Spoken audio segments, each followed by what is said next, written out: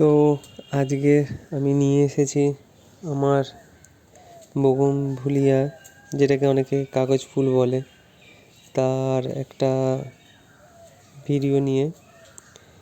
বন্ধুরা, এই বোগনভেলিয়াটা অনেক দিন ধরে ভাবছিলাম যে কাটিং করব, কারণ না কাটিং করে দেখলাম যে প্রচুর ডালপালা হয়ে গেছে, কিন্তু ফুল আর হচ্ছে না।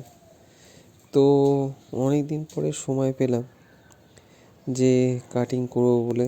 তার ডালপালা তো আমি ছিটে দিয়েছি, উপরের ডালগুলো, নিচেরটাও তো আমাকে কাটিং করতে হবে, না হলে তো এটা কিছুই হবে না।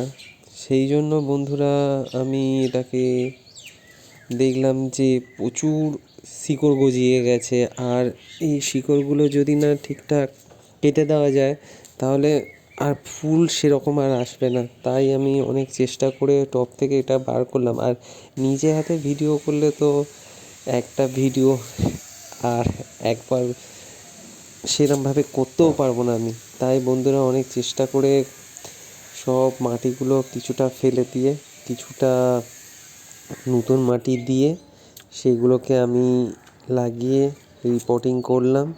রিপোর্টিং করে এই আপাতত আপনাকে আপডেট দিলাম।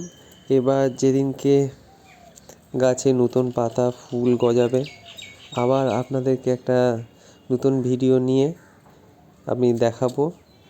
আর এরপরে আমি টার্গেট হলো এই গাছটার কাটিং করা।